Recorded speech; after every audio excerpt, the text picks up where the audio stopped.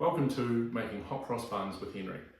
Must confess, I have a bit of a tenured past with making hot cross buns, my very own Battle of Waterloo, if you will. However, I think I've finally landed on what I would call my ultimate hot cross bun recipe. It's surprisingly easy to make, even with the amount of fails that I've had. So stay tuned, and hopefully you'll be able to make them at home too.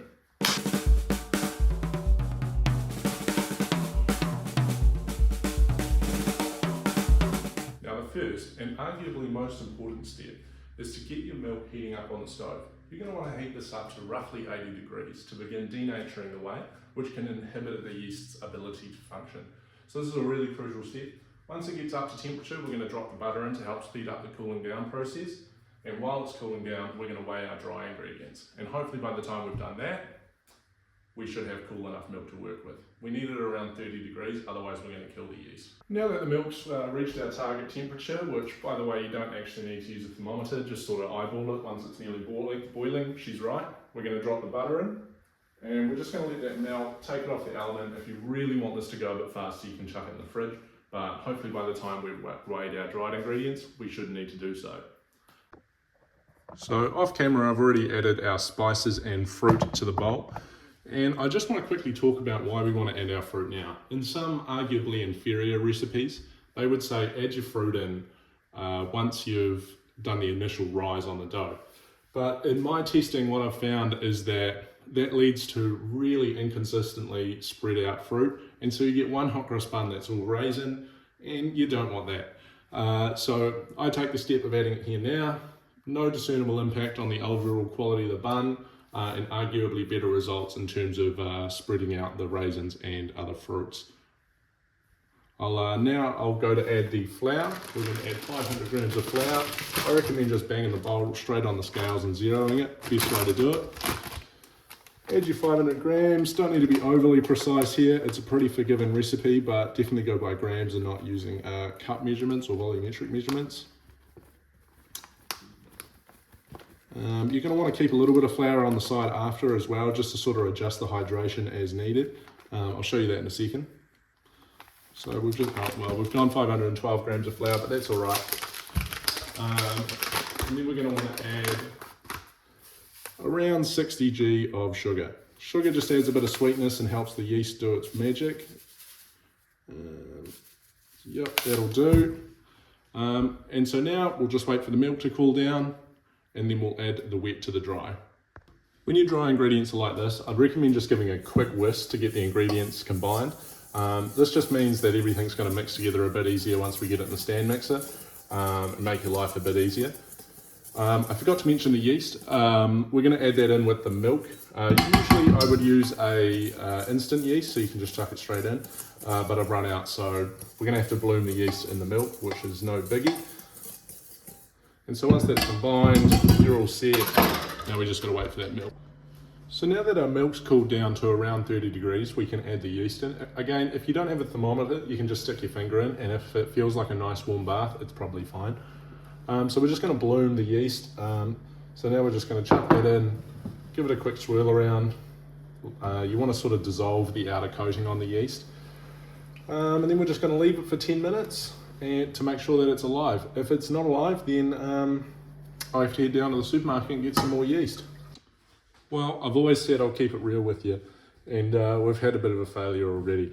I think the yeast has unfortunately passed away, and it's time spent in my pantry. On reflection, it did expire in December 2023, which is now 3 months ago, so that doesn't surprise me. I'm seeing a little bit of activity, but not exactly enough where I feel confident enough to mix it in with the wet ingredients. So we're going to take the hit and we're going to go to the supermarket and get some instant yeast, and we'll have to unfortunately restart the milk. But, you know, these things happen. You know, this is a real cooking or / baking experience. These things happen. So we're back from the supermarket, and I've got what I should have got all along, instant dry yeast. Best part about instant dry yeast is you can just chuck it straight in the bowl. No need to bloom, no need to mess about with any of that. Is it a live business? So we're just going to whisk that in, and once we've got our milk back up to temp, we're good to go. Welcome back. So our milk has once again reached temperature, and so we're just going to combine the wet with the dry. That's pretty easy, you just pour it in. We'll add our egg now too, and then we're going to put it in the stand mixer. Now I won't film this part because it's very loud, but what we're going to do is start it off quite slowly, let it bring the dough together, and then we're going to increase the speed until we get a nice stretchy sort of ball. One thing I should add quickly is you don't have to have a stand mixer to do this. You can do it by hand.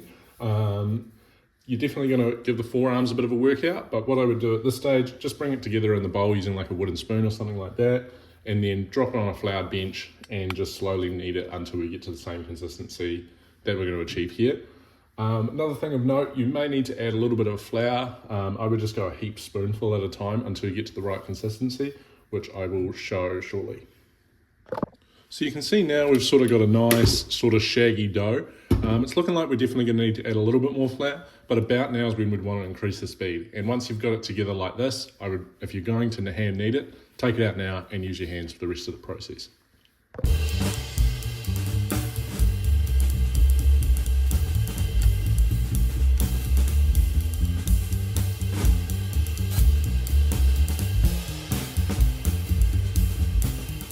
So I thought I'd pause it right here just to demonstrate how the dough comes along. So right now it's quite sticky, and when you pull it, it sort of tears apart quite easily. What we're looking for is a good stretch on the dough, which is a sign that there's great gluten development, and at this stage it's not quite there. It's looking like I might need to add just a little bit more flour because it's still quite wet and sticky. So we'll leave this going for a little bit longer, maybe another 2 to 3 minutes, and hopefully by then it should be a bit closer. So the dough is now done. It's clearing the sides of the bowl, which is a great sign. And also you can see that it's a lot more stretchy and pulls apart less easy. You can even sort of start getting a window pane test going where you can sort of see light through it, although it shouldn't quite be at that level. See, just as it goes see-through, you might not be able to see that actually starting to pull apart, which is pretty much where we want it. So now we're going to go do the bulk fermentation, which is essentially where we're going to let it rise for about an hour. So I've greased the bowl with a bit of marge. You could opt to clean it out or use a different bowl, but I don't really think that's necessary. And so what we're going to do to help get it in a nice shape ready for rising is we're going to sort of get it into a nice taut ball with a sort of stretched out surface, which will lead to a much better rise. Now, admittedly, I'm not very good at doing this, but essentially you sort of want to twist and pull to sort of pull it tight. And so you can get a nice taut top on top of the dough. And that looks good enough to me, and then you just roll it off the bench, chuck it in your bowl, and you're going to want to cover that with some Glad wrap or a towel if you don't want to use heaps of plastic. I'm going to use Glad wrap. And then we're going to leave that to rise for about an hour, or really until it doubles in size. It will depend a lot on how warm your room is and so on. So it's been just about an hour.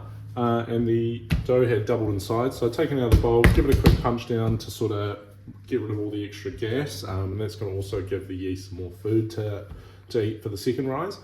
And so the next step is we're going to divide it into 8 buns.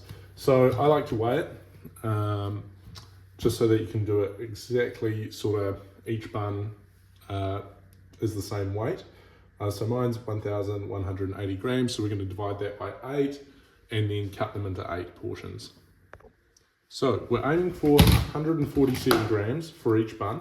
And so I'm going to use a bench scraper to cut them up and then weigh them on the scales.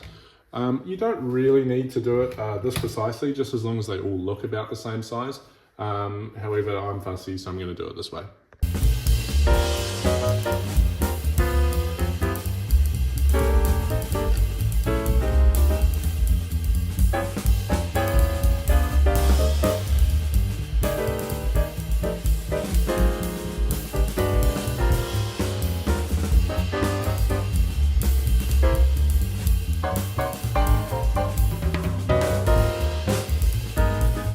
Right, so now we want to get them shaped into the buns. So much like we did before when we were about to do the bulk fermentation of the dough, you want to do like a push-pull and sort of twist it in your hand like this. Again, I'm not very good at this, but as long as you get it good enough, you just want to get some tension on the top of the bun. And once you get it sort of close enough, you'll get the feel for this as you do more. Get a nice little ball like that.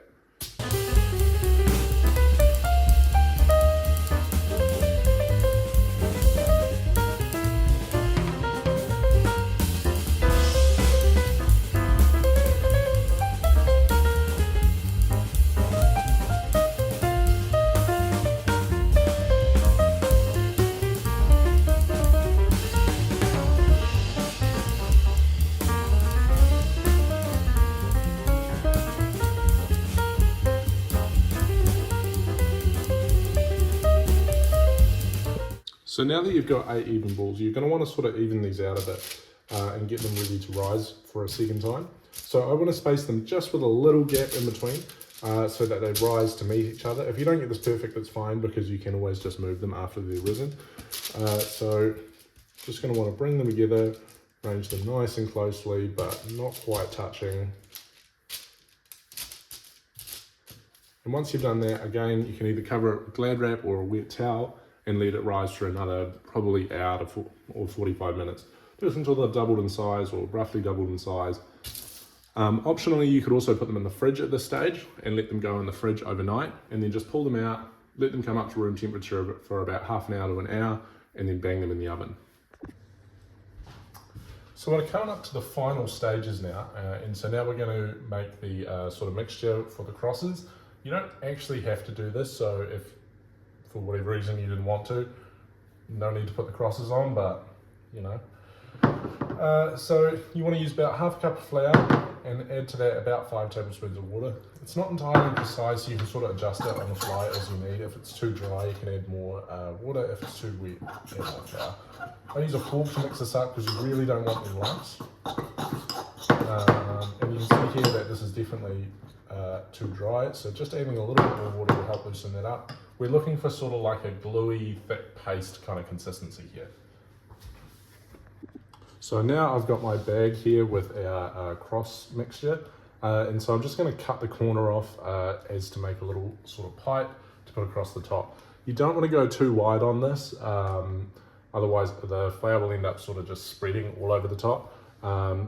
But really, there is a pretty big margin of error here, so if you do it too big, it should be fine. And like I said, if you really want, you can just leave these off.